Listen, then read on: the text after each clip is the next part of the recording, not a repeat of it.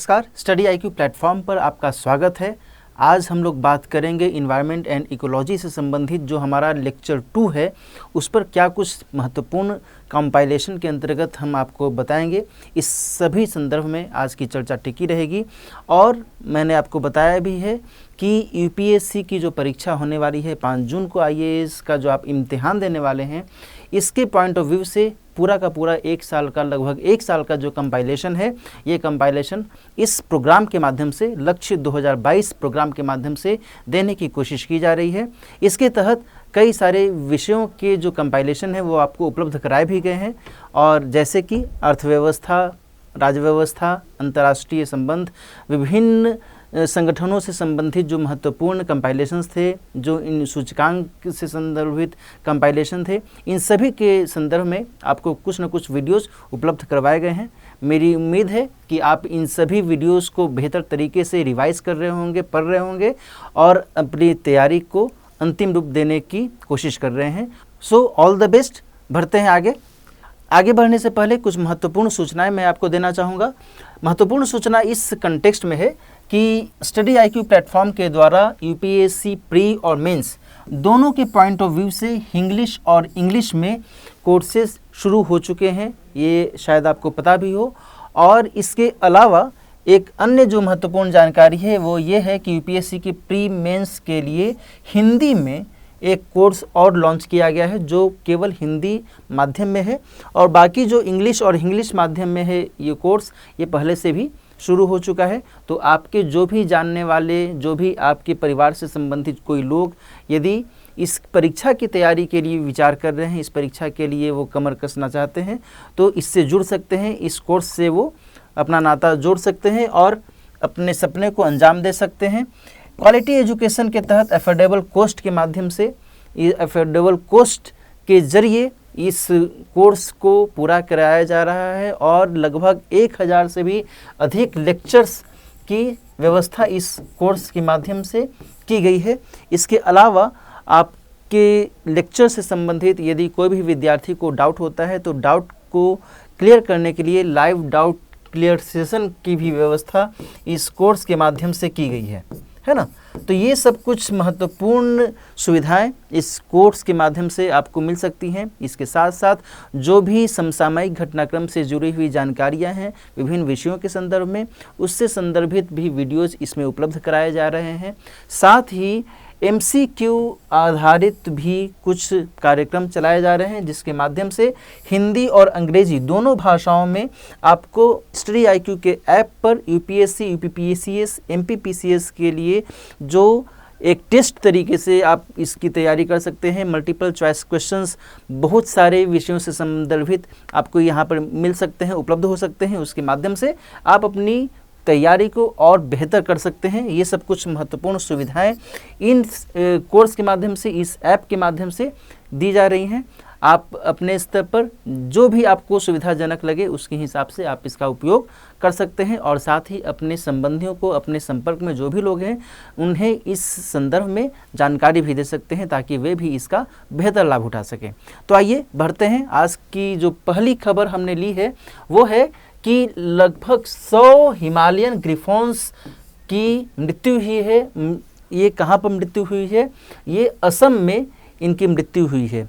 ये जो हिमालयन ग्रिफॉन्स है, यदि आप पिक्चर देख रहे होंगे, तस्वीर देख रहे होंगे, तो इनकी जो तस्वीर है यह गिद्ध की तरह ये दिख रहे हैं, यानी कि वल्चर की ही एक प्रजाति है। इन्हें हिमालयन ग्रिफॉन के नाम से जाना जाता है, और असम में इस तरीके की जो घटना हुई है, इस लिहाज से यह खबर चर्चा में आ गई है। आगे बात करते हैं हिमालयन ग्रिफॉन के विशेष संदर्भ में। यदि हम समझें तो ये चूँकि हिमालय के पार्ट में रहते हैं, इसलिए हिमालयन ग्रिफॉन इन्हें कहा जाता है, और एशिया और यूरोप के में महाद्वीपीय इलाके में इनकी उपस्थिति पाई जाती है, और ये सामान्य तौर पर चट्टानी और पर्वतीय स्थानों पर रहना पसंद करते हैं। ये जो वल्चर की प्रजाति है, हिमालयन ग्रिफॉन इनका नाम है, ये सामान्य तौर पर तिब्बत के पठार वाले इलाके में इनकी मौजूदगी देखी जाती है। और इसके साथ साथ मैंने आपको महाद्वीपीय स्तर पर बताया है कि यूरोप और एशिया के क्षेत्र में इनकी उपस्थिति देखी जा सकती है। भारत के लिहाज से मैंने आपको बताया असम में इनकी मृत्यु हुई है, तो जाहिर तौर पर असम में भी इनकी उपस्थिति है और तिब्बत के पठार वाले रीजन में भी इनकी उपस्थिति देखी जा सकती है। इनका यदि कंजर्वेशन स्टेटस देखा जाए तो ये नियर थ्रेटेंड कैटेगरी में शामिल किए गए हैं IUCN के द्वारा। ये बहुत ही महत्वपूर्ण हो जाता है। यहाँ पर परीक्षा में प्रश्न किस हिसाब से बन सकते हैं उस चीज़ को ध्यान में रखते हुए आपको अपनी तैयारी करनी है। कंटेंट तो कई सारे अवेलेबल, कई संस्थाओं के द्वारा आपको कंटेंट मिल सकता है, लेकिन जो अप्रोच है वो अप्रोच समझना है ना। अप्रोच के स्तर पर आपको देखना होगा कि हम किस तरीके से तैयारी करें ताकि आपकी तैयारी का जो मार्ग है वो मार्ग और बेहतर बन सके। तो यहाँ पर मैं आपको ध्यान दिलाना चाहूँगा कि कंजर्वेशन स्टेटस के स्तर पर नियर थ्रेटेंड कैटेगरी में इन्हें रखा गया है। और किसके द्वारा ये कैटेगरी दी गई है? तो IUCN के द्वारा ये कैटेगरी दी गई है। इस हिमालयन ग्रिफॉन को यदि कैटेगराइज किया जाए कि भाई वो पक्षी की किस प्रजाति में शामिल है, तो वह वल्चर के अंतर्गत यानी गिद्ध के अंतर्गत यह प्रजाति आती है। तो ये आपको ध्यान में रखना है। प्रश्न में यदि कभी पूछ लिया जाए कि हिमालयन ग्रिफॉन क्या है, तो आपको यदि कुछ भी पता नहीं होगा तो फिर आप सोच सकते हैं कि यह क्या है, हिम तेंदुआ है या फिर पोलर बियर है, क्या है। इसके बारे में चूँकि आपको जानकारी नहीं है तो ऐसे में आप एक अंदाज़ा ही लगा सकते हैं। तो इस लिहाज से आपको ये समझना होगा कि हिमालयन वल्चर जो है यह बहुत ही संकटापन्न स्थिति में पहुंचने की इसकी संभावना जताई जा रही है और इस लिहाज से इसे नियर थ्रेटेंड कैटेगरी में शामिल किया गया है।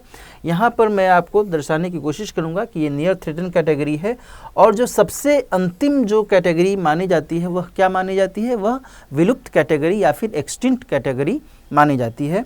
और EW की भी एक कैटेगरी होती है। EW का मतलब होता है एक्सटिंक्ट वाइल्ड, यानी कि वनों में इनकी उपस्थिति नहीं मिल सकती है, वनों में ये विलुप्त हो जाते हैं। यदि कोई ऐसा जानवर है जो वनों में उनकी उपस्थिति नहीं है, वनों में से वे विलुप्त हो चुके हैं, लेकिन अन्य जगहों पर उनकी उपस्थिति दिख सकती है, तो ऐसे जानवरों को, ऐसे जो भी वन्य प्राणी हैं, उन्हें EW की कैटेगरी में रखा जा सकता है। लेकिन यदि कोई ऐसा वन्य प्राणी है जो कि पूरी जो भी आवास हो सकता है, जो भी पर्याप्त आवास हो सकता है, वहाँ से उसकी विलुप्ति हो चुकी है, समाप्त हो चुका है, तो ऐसे में उसे एक्सटिंक्ट कैटेगरी में शामिल किया जाता है। बहरहाल ये जो हिमालयन वल्चर है या फिर जो ग्रिफॉन है, ग्रिफॉन ये नियर थ्रेटेंड कैटेगरी में शामिल किया गया है। और यहाँ पर मैं आपको बता देना चाहूँगा कि थ्रेटेंड के अंतर्गत 3 कैटेगरीज शामिल की जाती हैं: क्रिटिकली इंडेंजर्ड, इंडेंजर्ड और वल्नरेबल। ये थ्रेटेंड कैटेगरी में 3 सब कैटेगरीज को देखा जा सकता है। कौन कौन से हैं? CR यानी क्रिटिकली इंडेंजर्ड, इंडेंजर्ड और V उसे हुआ वल्नरेबल।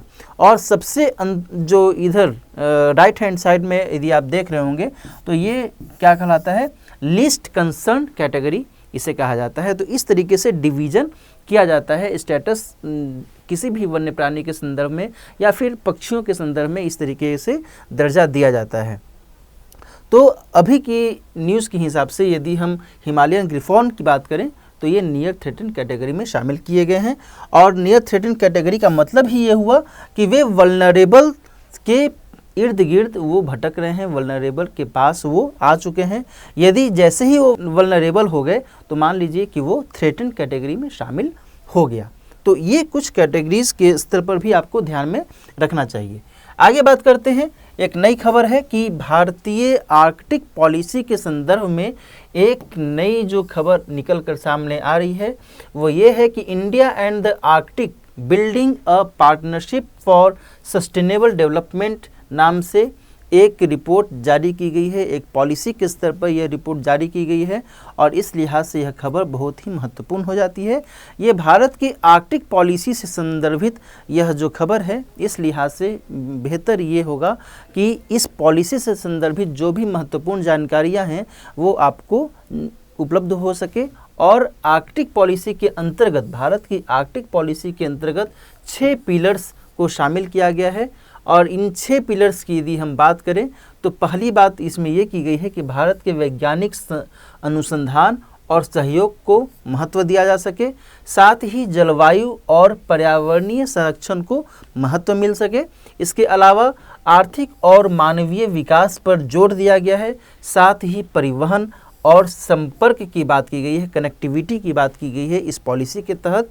इसके अलावा शासन और अंतर्राष्ट्रीय सहयोग पर बल दिया गया है इस नीति के तहत, और साथ ही नेशनल कैपेसिटी बिल्डिंग पर फोकस किया गया है। ये कुछ 6 पिलर्स हैं इस आर्कटिक पॉलिसी के अंतर्गत, इनका ध्यान रखा गया है। तो आपसे यदि पूछा जाए कि आर्कटिक पॉलिसी में, भारत की आर्कटिक पॉलिसी में कितनी पिलर्स की चर्चा है, तो ये 6 पिलर्स हैं और इनमें सभी के बारे में आपको जानकारी होनी चाहिए कि कौन कौन से ये 6 पिलर्स हैं। आगे बात करें कि भारत के आर्कटिक पॉलिसी के संदर्भ में जो भी महत्वपूर्ण जानकारियां हैं वो तो मैंने आपको बताई ही, लेकिन इसके अलावा भी कुछ अन्य जानकारियां जो कि भारत के आर्कटिक क्षेत्र में जो एक संबंध रहा है, एक जो संपर्क रहा है, वो कैसा रहा है, क्या रहा है, इसके बारे में भी जानना जरूरी है। पहली बात यहाँ पर यह है कि 1920 में स्वालबर्ड ट्रीटी हुआ था और इस ट्रीटी के माध्यम से भारत ने आर्कटिक क्षेत्र में अपनी उपस्थिति दर्ज कराई थी। यहाँ पर ध्यान रखिएगा कि वर्ष कौन सा है, ये वर्ष 1920 है और 1920 में ब्रिटिश भारत के तौर पर जाना जाता था, न कि स्वतंत्र भारत, है ना। भारत तो 1947 में आज़ाद हुआ। तो भारत का जो पहला इंगेजमेंट है ब्रिटिश भारत के तौर पर यदि देखा जाए तो स्वालबर्ड ट्रीटी के माध्यम से पहला इंगेजमेंट, पहला जो एक संपर्क है आर्कटिक क्षेत्र से जुड़ता हुआ यहाँ पर दिखता है। तो प्रश्न इस तरीके से बन सकता है कि स्वालबर्ड ट्रीटी किस क्षेत्र से जुड़ा हुआ है या फिर किस विषय से इसका संबंध है। तो स्वालबर्ड ट्रीटी का संबंध आर्कटिक क्षेत्र से है। मोटे तौर पर आपको इसमें यही जानकारी रखनी चाहिए। इसके साथ साथ मैं आपको बताऊं कि आर्कटिक काउंसिल में भारत ने वर्ष 2013 से ऑब्जर्वर स्टेटस का दर्जा प्राप्त किया हुआ है। किसमें? आर्कटिक काउंसिल में 2013 से भारत को ऑब्जर्वर स्टेट का दर्जा मिला हुआ है। इसके साथ साथ भारत का एक महत्वपूर्ण अनुसंधान स्टेशन है हिमाद्री, जो कि आर्कटिक क्षेत्र से ही जुड़ा हुआ है। इसके अलावा एक और बात मैं आपको बता दूं कि अंटार्कटिक क्षेत्र से भी भारत के कुछ अनुसंधान स्टेशन जुड़े हुए हैं। वे कौन से हैं, इनके बारे में आप कमेंट सेक्शन में बताने की कोशिश कीजिएगा। आगे बढ़ते हैं। वर्ष 2014 में इंड आर्क नाम से एक अभियान की शुरुआत की गई थी, जो कि अंडर वाटर ऑब्जर्वेटरी के तौर पर काम करता है। तो ये सब कुछ आपको महत्वपूर्ण जानकारियाँ होनी चाहिए। इंड आर्क क्या है, स्वालबर्ड ट्रीटी का संदर्भ किस क्षेत्र से है, भारत आर्कटिक काउंसिल में किस रूप में उपस्थिति दर्ज कराता है, तो यह जो है ऑब्जर्वर स्टेटस के तौर पर अपनी उपस्थिति दर्ज कराता है। आगे बात करते हैं आर्कटिक काउंसिल के संदर्भ में। यदि हम बात करें तो आर्कटिक काउंसिल की स्थापना वर्ष 1986 में हुई थी और आर्कटिक काउंसिल जो है एक तरीके से इंटर गवर्नमेंटल बॉडी के तौर पर, अंतर सरकारी निकाय के तौर पर काम करता है, जो कि जो भी आर्कटिक स्टेट्स हैं उनके मध्य संपर्क को मजबूत करने की कोशिश इस काउंसिल के माध्यम से की गई है। ये कौन कौन से स्टेट्स हैं, आर्कटिक स्टेट्स के अंतर्गत कौन कौन से देश शामिल किए गए हैं, उनकी यदि मैं बात करूं तो रूस, America, Canada, Norway, Denmark, Sweden, Iceland और फिनलैंड, ये सभी देश आर्कटिक काउंसिल के अंतर्गत आते हैं। तो यहाँ पर आपको 2-3 चीज़ें ध्यान में रखनी है कि आर्कटिक काउंसिल की स्थापना कब हुई थी। वर्ष 1996 में इसकी स्थापना हुई थी। इसमें कौन कौन से देश शामिल हैं, यानी कि आर्कटिक क्षेत्र के इर्द गिर्द के जो भी देश हैं उनका इसमें महत्वपूर्ण योगदान यहाँ पर दिखता है, और इस लिहाज से इन सभी देशों के बारे में आपको जानना चाहिए। और इसका ओरिजिन यदि कहा जाए तो इसे ओटावा डिक्लेरेशन के माध्यम से अपनाया गया था। तो प्रश्न इस तरीके से भी बनता है कि ओटावा डिक्लेरेशन का संबंध किस विषय से है या फिर किस क्षेत्र से है। तो ओटावा डिक्लेरेशन का संबंध आर्कटिक काउंसिल की स्थापना से है, और वहीं स्वालबार्ड ट्रीटी का संदर्भ भी आर्कटिक क्षेत्र से ही जुड़ा हुआ है। तो ये सब कुछ महत्वपूर्ण जानकारियाँ आपको यहाँ पर होनी चाहिए। एक बात और मैं आपको बता दूं कि भारत को किरुना मिनिस्ट्रियल मीटिंग में, यानी कि किरुना मंत्री स्तरीय बैठक हुई थी स्वीडन में, और इसी बैठक के माध्यम से भारत को ऑब्जर्वर का दर्जा आर्कटिक काउंसिल में दिया गया था। तो कौन सी मंत्री स्तरीय बैठक हुई थी? किरुना मंत्री स्तरीय बैठक हुई थी। ये किरुना कहाँ पर है? किरुना एक जगह का नाम है जो कि स्वीडन में है, और 2013 में भारत को ऑब्जर्वर स्टेटस दिया गया था। तो ये सब कुछ महत्वपूर्ण जानकारियाँ होनी चाहिए। मैंने आपको यहाँ पर 2-3 चीज़ जो टर्म्स हैं उसके बारे में बताए हैं। Ottawa declaration, Kiruna ministerial meeting के बारे में मैंने आपको बताया है, और इसके अलावा मैंने आपको ये भी बताया है कि वर्ष 1996 में इसकी स्थापना हुई थी। किसकी? आर्कटिक काउंसिल की ये स्थापना हुई थी। ये सब आपको ध्यान में रखना चाहिए, ठीक है ना। आगे बात करते हैं। एक अगली खबर ये है कि जो जल शक्ति मंत्री है श्री गजेंद्र सिंह शेखावत, उन्होंने प्रोजेक्ट डॉल्फिन की संदर्भ में, प्रोजेक्ट डॉल्फिन के संदर्भ में जो भी एक तरीके से उसे नज़रअंदाज किया जा रहा है, इस प्रोजेक्ट को नज़रअंदाज किया जा रहा है, उसको लेकर करके नाराज़गी जताई है, और इस लिहाज से यह खबर फिर से चर्चा में आ गई है। तो प्रोजेक्ट डॉल्फिन क्या है, इस संदर्भ में हमें थोड़ा जानना चाहिए कि इसमें क्या कुछ बातें की गई हैं। प्रोजेक्ट डॉल्फिन में मैं आपको बता दूं, सबसे पहले तो डॉल्फिन को किस तरीके से भारत में महत्व दिया गया है। पहली महत्वपूर्ण बात तो यहाँ पर यही हो जाती है कि गंगा डॉल्फिन को भारत में राष्ट्रीय जलीय जीव के तौर पर संबोधित किया गया है, और इस लिहाज से प्रोजेक्ट डॉल्फिन यानी कि डॉल्फिन के संरक्षण पर यह बहुत ही महत्वपूर्ण तौर पर जोर देता है। डॉल्फिन के स्तर पर यदि मैं आपको बताऊं तो डॉल्फिन ऐसे जलीय जीव हैं जो कि स्वच्छ जल में रहना पसंद करते हैं, और इस लिहाज से इन्हें एक तरीके से की स्टोन प्रजाति के तौर पर भी जाना जाता है, और ये एक तरीके से इंडिकेटर स्पीसीज़ के तौर पर भी जाने जाते हैं। यानी कि यदि गंदा जल रहेगा, यदि प्रदूषण युक्त जल रहेगा, तो वहाँ पर इनकी उपस्थिति रह ही नहीं सकती है। ये स्वच्छ जल में रहना पसंद करते हैं, तो इस लिहाज से इन्हें इंडिकेटर स्पीसीज़ के तौर पर भी जाना जाता है। की स्टोन स्पीसीज के तौर पर इसलिए जाना जाता है क्योंकि ये उस जलीय पारिस्थितिकी से संदर्भित, वाटर इकोसिस्टम से संदर्भित जो भी अन्य गतिविधियां हैं उसमें इनका महत्वपूर्ण योगदान देखा जाता है, इसलिए ये की स्टोन स्पीसीज के तौर पर भी जाने जाते हैं। इसके अलावा मैं आपको बताऊं कि गंगा डॉल्फिन जो है वो भारत, नेपाल और बांग्लादेश वाले रीजन में महत्वपूर्ण तौर पर पाए जाते हैं। ये आपको यहाँ पर ध्यान में रखना होगा। भारत के स्तर पर यदि हम बात करें तो गंगा और ब्रह्मपुत्र नदियों और उनकी सहायक नदियों में भी इनकी उपस्थिति देखी जा सकती है। इसके अलावा देशों के स्तर पर भारत के अलावा बांग्लादेश और नेपाल में भी इनकी उपस्थिति देखने को मिलती है। आगे यदि हम बात करें तो इस प्रोजेक्ट की शुरुआत लगभग 10 साल पहले ही की गई थी, और जिस तरीके से प्रोजेक्ट टाइगर और प्रोजेक्ट एलिफेंट को महत्व दिया गया है, उसी तरीके से प्रोजेक्ट डॉल्फिन पर भी फोकस करने की बात की गई थी। लेकिन इस संदर्भ में जो एक निष्क्रियता देखी जा रही है, उसी निष्क्रियता को लेकर करके मंत्री महोदय ने अपनी नाराज़गी जताई है। तो प्रोजेक्ट टाइगर और प्रोजेक्ट एलिफेंट की तर्ज पर ही प्रोजेक्ट डॉल्फिन को शुरू किया गया था। यदि प्रोजेक्ट टाइगर की यहाँ पर मैं आपको बताऊं, इसके बारे में बात करूं तो 1973 में यह प्रोजेक्ट शुरू किया गया था, और वहीं प्रोजेक्ट एलिफेंट 1992 में शुरू किया गया था। ये आपको ध्यान में रखना चाहिए। ये दोनों प्रोजेक्ट बहुत ही महत्वपूर्ण प्रोजेक्ट थे। और इसके अलावा मैं आपको बताऊं कि डॉल्फिन की जनसंख्या में जो घटोतरी हो रही है, इस घटोतरी के पीछे कौन कौन से महत्वपूर्ण कारण हैं।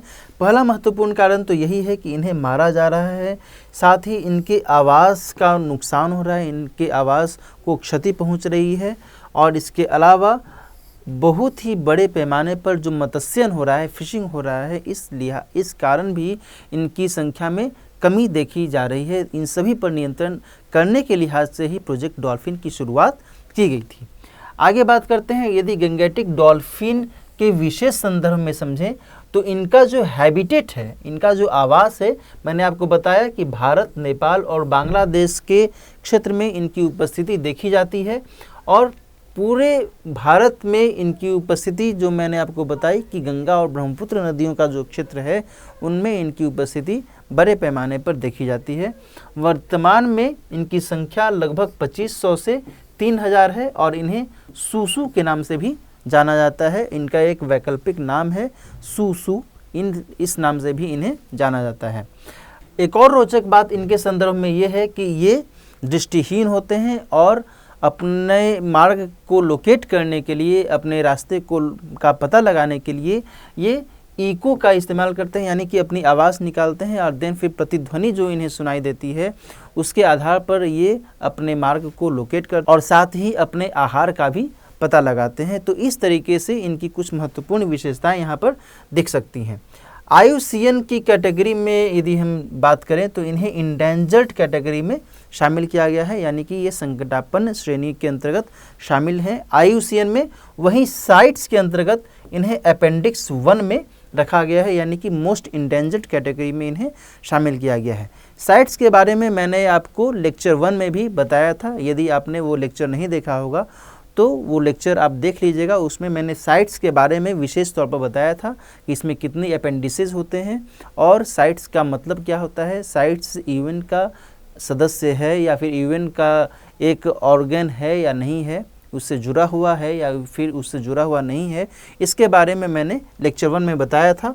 यदि हम भारत सरकार के स्तर पर गंगा डॉल्फिन के संरक्षण के संदर्भ में बात करें तो मैंने आपको पहले ही बताया है कि इसे राष्ट्रीय जलीय जीव के तौर पर घोषित किया गया है। वर्ष 2009 में इसे यह दर्जा दिया गया था। इसके अलावा वाइल्ड लाइफ प्रोटेक्शन एक्ट, वन्य जीव संरक्षण अधिनियम के अनुसूची 1 के अंतर्गत इसे सूचीबद्ध किया गया है। वाइल्ड लाइफ प्रोटेक्शन एक्ट 1972 के बारे में भी मैंने लेक्चर 1 में विस्तार से चर्चा की थी। आप वहां पर जाकर करके उस लेक्चर के माध्यम से इसके बारे में और जानकारियां प्राप्त कर सकते हैं।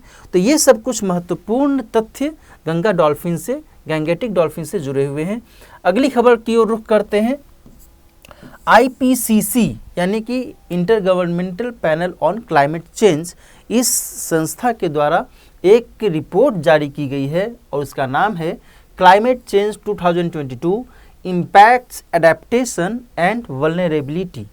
इस रिपोर्ट को जारी किया है किसने? IPCC ने। कई बार इस तरीके से परीक्षा में सवाल पूछ लिए जाते हैं कि अमुक रिपोर्ट किस संस्था के द्वारा जारी की गई है। तो नाम के स्तर पर भिन्नताएं होने के कारण और उनका जो चरित्र है लगभग समरूप होने के कारण कई बार गलतियां भी हो जाती हैं। इसलिए इस तरीके से मैंने सोचा कि ज़रूरी है ये बताना कि कौन सी रिपोर्ट को किसने जारी किया है। जब आप ये क्लियर रहेंगे तो आपको आसानी होगी उत्तर में उसको चेक करने में। आगे हम बात करते हैं कि इस पूरी रिपोर्ट के स्तर पर यदि देखा जाए तो ग्रेट बैरियर रीफ जो है, जो ऑस्ट्रेलिया में एक बहुत ही बड़ी प्रवाल भित्ति है जिसे ग्रेट बैरियर रीफ कहा जाता है, उसे नुकसान पहुंच रहा है और इस लिहाज से इस रिपोर्ट में इस पर चिंता जाहिर की गई है। यदि मैप के स्तर पर मैं आपको बताऊं तो यह जो रीजन है ये ग्रेट बैरियर रीफ के जो ग्रेट बैरियर रीफ है वो इसी रीजन में आता है, ऑस्ट्रेलिया के इसी क्षेत्र से ये जुड़ा हुआ है। आगे यदि ये बात करें तो इसकी महत्वपूर्ण विशेषता ये है कि ये पूरी दुनिया भर में ये सबसे बड़ा कोरल रीफ सिस्टम है और इसके बारे में ये भी कहा जाता है कि इसे बाहरी अंतरिक्ष से भी देखा जा सकता है, यानी कि अंतरिक्ष से भी इसे बेहतर तरीके से देखा जा सकता है, इतना बड़ा ये है ना। तो इसे वर्ल्ड हेरिटेज साइट में भी शामिल किया गया था। इसके संदर्भ में एक महत्वपूर्ण जानकारी ये है कि ग्रेट बैरियर रीफ को वर्ल्ड हेरिटेज साइट में भी शामिल किया गया था। आगे बात करते हैं कोरल ब्लीचिंग के संदर्भ में। कोरल ब्लीचिंग का मतलब क्या हुआ कि जब कोरल अपने जो उनके विविध रंग हैं वे रंग उनसे हट जाते हैं, वे उन रंगों को त्याग देते हैं, तो ऐसी स्थिति को कोरल ब्लीचिंग की संज्ञा दी जाती है। लेकिन यहाँ पर सोचने वाली बात ये है कि इन कोरल्स में जो रंग दिखते हैं, रंग बिरंगे जो इनकी छवि दिखती है, वह रंग बिरंगी छवि आती कहाँ से है? तो उसके लिए जिम्मेदार जो कारक है वो होता है जूजेंथले। जूजेंथले और कोरल दोनों ही सिम्बायोटिक रिलेशनशिप में रहते हैं, यानी कि दोनों ही एक दूसरे के साथ सहजीविता वाले संबंध में रहते हैं। और जब भी कोरल पर किसी भी प्रकार का ऐसा असर दिखता है कि जिससे जूजेंथली उनसे अलग होने लगते हैं, तो जब जूजेंथली उनसे अलग होने लगते हैं तो ऐसे में उनके साथ जो रंग की स्थिति रहती है वो रंग बिरंगी स्थिति समाप्त होती है और ये जो कोरल हैं वो इस तरीके से वाइट कलर के रूप में, श्वेत या फिर सफ़ेद रंग में दिखने लगते हैं, क्योंकि यदि ये कोरल है ना, ये कोरल है और इसके ऊपर जुजैंथली भी है। जुजैंथली यदि हटा रासायनिक प्रदूषण के कारण या फिर किसी भी प्रकार से, यदि बायोडाइवर्सिटी वहाँ की जो कोस्टल बायोडाइवर्सिटी है या फिर जो उस पूरे इकोसिस्टम में किसी प्रकार की यदि कोई गड़बड़ी होती है, तो ऐसे में जब जुजैंथली हटते हैं तो फिर इनकी जो रंग बिरंगी छवि है वो भी समाप्त हो जाती है और ये जो कोरल्स हैं वो इस तरीके से सफ़ेद रंग में दिखने लगते हैं। तो इसी अवस्था को, इसी प्रतिक्रिया को, इसी प्रक्रिया को क्या कहा जाता है? कोरल ब्लीचिंग के तौर पर जाना जाता है। ये यहाँ पर आपको ध्यान में रखना होगा कि कोरल ब्लीचिंग का मतलब क्या होता है। कोरल्स में जो एक रंग बिरंगी छवि दिखती है उसके पीछे कौन सा महत्वपूर्ण कारण है, और कोरल और जुजैंथली जो है किस संदर्भ में, किस संपर्क के साथ एक दूसरे के साथ जीवन यापन करते हैं, ये सब आपको यहाँ पर ध्यान में रखना होगा। आगे बात करते हैं IPCC के बारे में, inter governmental panel on climate change के संदर्भ में यदि हम बात करें तो 1988 में इसका गठन किया गया था। स्विट्जरलैंड के जिनेवा में इसका हेडक्वार्टर है और इसके संदर्भ में मैं आपको बताऊं कि जो इसने हाल के समय में रिपोर्ट्स पेश की हैं उनमें ये है क्लाइमेट चेंज 2022, जिसके संदर्भ में मैंने अभी चर्चा भी की। इसके अलावा 6th असेसमेंट रिपोर्ट भी इस संस्था के द्वारा जारी की गई है। आगे बात करते हैं वेट बल्ब टेम्परेचर। ये खबर क्या है, इसके संदर्भ में जान लीजिए कि IPCC के ही 6th असेसमेंट रिपोर्ट के माध्यम से यह एक खबर चर्चा में आई है। वेट बल्ब टेम्परेचर, इसका मतलब क्या होता है, इसके बारे में थोड़ा आपको जानना चाहिए। पहली बात तो यही है कि IPCC ने जो रिपोर्ट जारी की है उसमें इसके बारे में चर्चा की गई है। तो वेट बल्ब टेम्परेचर को जानने से पहले ये समझना होगा कि ड्राई बल्ब टेम्परेचर क्या होता है। एक हुआ वेट बल्ब टेम्परेचर और एक हुआ dry bulb temperature. Dry bulb temperature का मतलब ये होता है कि जो कमरे का तापमान होता है उसे नापने के लिए थर्मामीटर का यदि हम यूज़ करते हैं तो उसके माध्यम से ड्राई बल्ब टेम्परेचर हमें पता चल सकता है। और वहीं वेट बल्ब टेम्परेचर की यदि हम बात करें तो उसके अंतर्गत जो तापमान है वह और साथ ही जो ह्यूमिडिटी है यानी आर्द्रता है, उन दोनों को जोड़ कर करके वेट बल्ब टेम्परेचर पता किया जा सकता है। तो इसी संदर्भ में यहाँ पर चर्चा की गई है कि जो ड्राई बल्ब टेम्परेचर है वह एक तरीके से नॉर्मल एयर टेम्परेचर होता है और इसका मेजरमेंट करने के लिए थर्मामीटर का इस्तेमाल किया जाता है। और इस थर्मामीटर के माध्यम से जो टेम्परेचर नापा जाता है इस पर हवा के मॉइस्चर का कोई प्रभाव नहीं दिखता है। वो यहाँ पर आपको समझना चाहिए कि ड्राई बल्ब टेम्परेचर के अंतर्गत ये जो महत्वपूर्ण तथ्य है वो क्या है।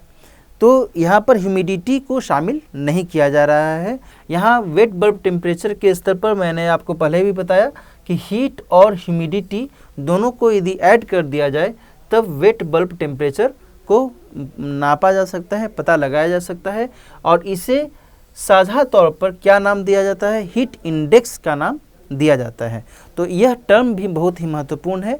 ड्राई बल्ब टेम्परेचर के बारे में मैंने आपको बताया, वेट बल्ब टेम्परेचर के बारे में मैंने आपको बताया।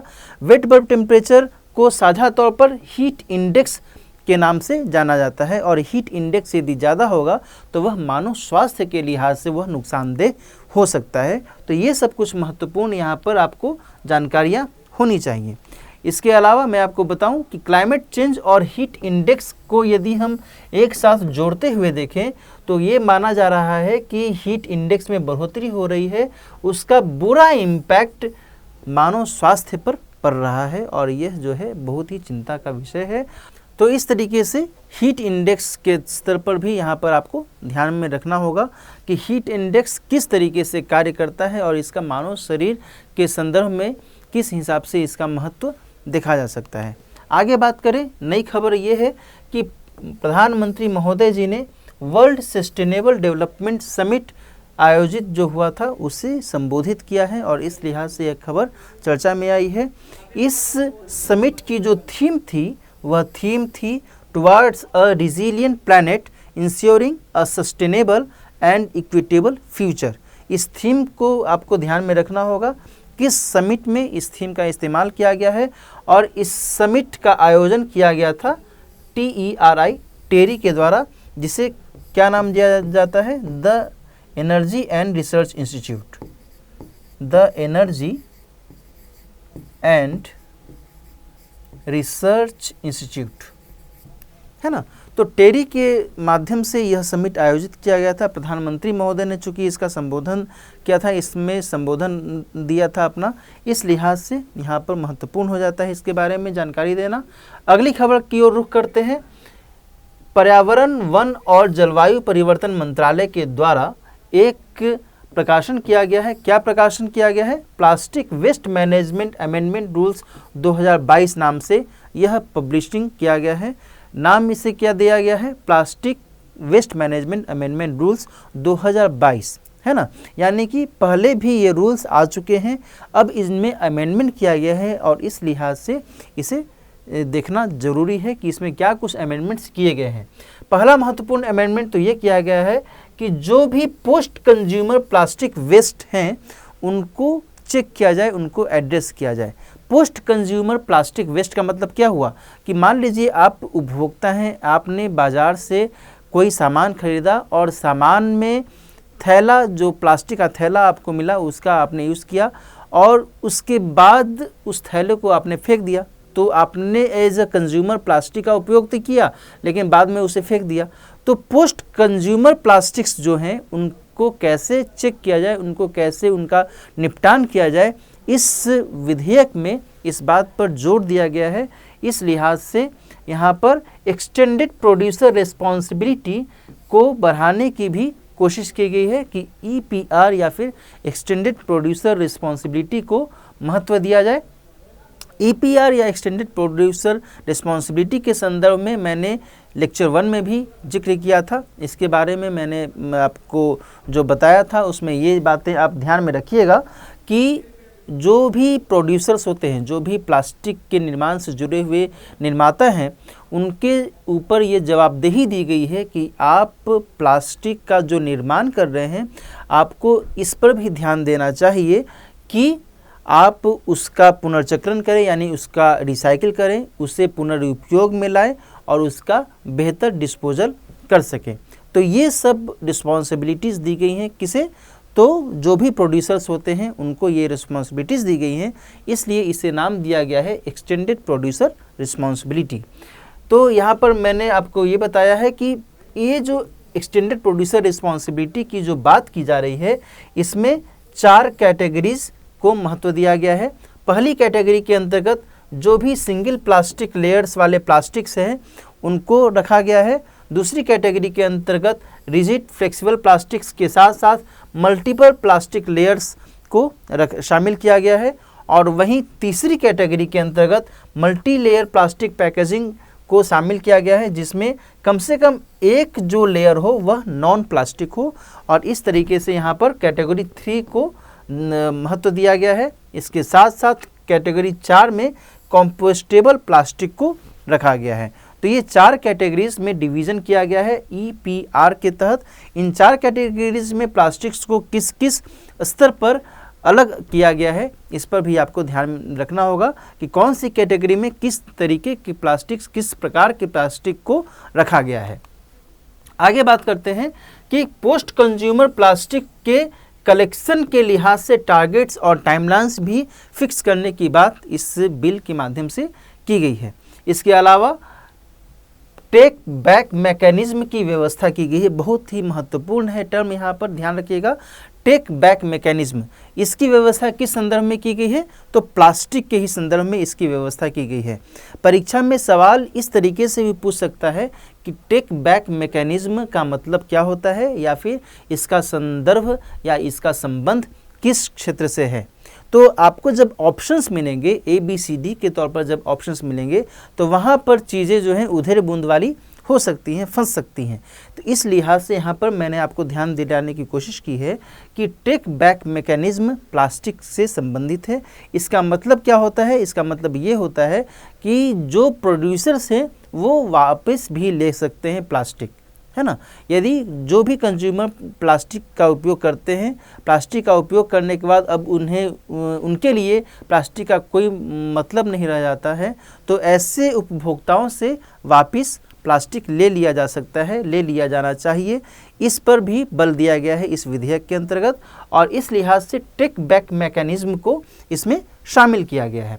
इसमें वही बात की गई है कि जो भी निर्माता हैं या जो भी आयातक हैं, यहाँ पर निर्माताओं के साथ साथ में आयातकों को भी जोड़ दिया गया है, और साथ ही जो भी ब्रांड ओनर्स हैं ये सभी जो हैं टेक बैक कर सकते हैं इन प्लास्टिक पदार्थों का। और इस लिहाज से इस मैकेनिज्म को यहाँ पर तवज्जो दी गई है।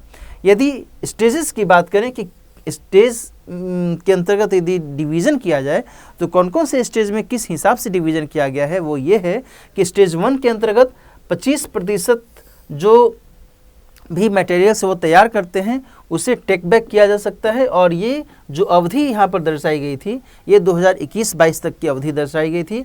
इसके बाद 2022-23 तक की अवधि में 70% जो मटेरियल वो तैयार करते हैं उसे वापस लेने की बात की गई थी। और इसके साथ साथ 2023-24 की अवधि में 100% जो भी वो मटेरियल प्लास्टिक मटेरियल तैयार करते हैं उसे वापस लेने की बात की गई थी। तो इस तरीके से 3 चरणों के माध्यम से प्लास्टिक्स को मार्केट से या फिर घरेलू उपयोग से वापस लेने की कवायद करने पर बल दिया गया है इस विधेयक के माध्यम से।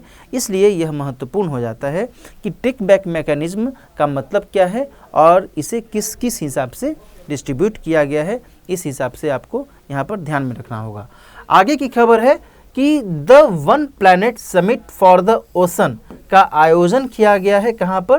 फ्रांस में। फरवरी 2022 में 9, 10 और 11 फरवरी 2022 को इसका आयोजन किया गया था फ्रांस में। नाम क्या था? The one planet summit for the ocean. और इस आयोजन में फ्रांस के साथ साथ संयुक्त राष्ट्र और विश्व बैंक ने भी भूमिका निभाई थी। तो आपको यहाँ पर ध्यान में रखना होगा कि किनके संयोजन से, किनके तत्वावधान में इस समिट का आयोजन किया गया। मैंने आपको लोकेशन बता दिया, फ्रांस में इसका आयोजन किया गया था। इसमें भारत सहित 41 देशों ने भागीदारी निभाई थी। ये ध्यान रखिएगा कि भारत की भी इस समिट में भागीदारी रही थी। तो ये सब कुछ महत्वपूर्ण जानकारी यहाँ पर आपको होनी चाहिए। इसके साथ साथ मैं आपको अगली खबर की ओर ले चलता हूँ। अगली खबर है कि मरीन हीट वेव्स में बढ़ोतरी हो रही है और इससे भारतीय मानसून पर इसका एक इम्पैक्ट देखा जा सकता है। मरीन हीट वेव्स का मतलब क्या हुआ कि समुद्री क्षेत्र में जो भी हीट वेव्स चलती हैं और वे जो हीट वेव्स हैं भारतीय मानसून के कॉन्टेक्स्ट में किस तरीके से वो प्रभाव छोड़ रही हैं, इसी पर यहाँ पर चर्चा की गई है। मरीन हीट वेव्स के संदर्भ में मैं आपको बताऊं तो इसमें होता ये है कि जो भी समुद्री स्तर पर जो गर्म पानी है, जो गर्म जल है, वह तूफान या फिर हरिकेन का कारण बनता है और फिर इसके बाद का जो इम्पैक्ट है वो देखा जाता है अम्लीकरण के तौर पर या फिर डीऑक्सीजनेशन के तौर पर इसका इम्पैक्ट देखा जाता है समुद्री क्षेत्र में। और इसके कारण बायोडाइवर्सिटी और हैबिटेट को बड़ा नुकसान होता है। जो समुद्री जैव विविधता है, जो समुद्री आवास है, उसको नुकसान पहुंचता है। और इसका असर किस पर पड़ता है? तो आर्थिक नुकसान पर इसका जो असर है वो देखा जाता है। तो ये सब जो स्थितियां हैं मरीन हीट वेव्स के कारण पनप रही हैं और चूंकि मरीन हीट वेव्स में बढ़ोतरी के संकेत मिल रहे हैं, उस लिहाज से यह खबर चर्चा में आ गई है। तो यहाँ पर आपको ये ध्यान में रखना होगा कि मरीन हीट वेव्स किस तरीके से कार्य करता है, किस तरीके से इसका योगदान यहाँ पर देखा जा रहा है जैव विविधता के नुकसान में और साथ ही आर्थिक नुकसान के स्तर पर। तो ये सारी जो गतिविधियाँ हैं ये आपको ध्यान में रखनी चाहिए। आगे बात करें तो मरीन हीट वेव्स का असर पूरे विश्व में कहीं ना कहीं देखा जा रहा है। इस वाले इलाके में या फिर इस वाले इलाके में, इस वाले इलाके में या फिर इस वाले इलाके में, इन सभी स्तरों पर जो मरीन हीट वेव्स हैं ये अपना असर छोड़ रहे हैं। इनके प्रभाव में वृद्धि दर्ज की जा रही है और इनके कारण केल्प फॉरेस्ट्स का नुकसान हो रहा है। इनके कारण जो भी सी ग्रास, समुद्री घास होते हैं, उनका नुकसान हो रहा है। इनके कारण कोरल ब्लीचिंग की समस्या भी उत्पन्न हो रही है। तो ये सब कुछ महत्वपूर्ण गतिविधियां यहाँ पर देखी जा रही हैं। तो यदि परीक्षा में सवाल बन जाता है कि समुद्री हीट वेव्स या फिर मरीन हीट वेव्स का असर क्या कुछ हो सकता है या फिर क्या कुछ असर हो रहा है, तो उस संदर्भ में आपको ये सब जानकारियाँ होनी चाहिए। तो इस लिहाज से यह खबर बहुत ही महत्वपूर्ण हो जाती है। आज की चर्चा में हम यहीं पर विराम लेते हैं। नेक्स्ट सेशन में पर्यावरण एवं पारिस्थितिकी की कंपाइलेशन से संदर्भित महत्वपूर्ण जानकारियों के साथ फिर से आपके साथ मैं उपस्थित होऊंगा। तब तक अच्छे से पढ़ते रहिए, रिवीजन करते रहिए। नमस्कार।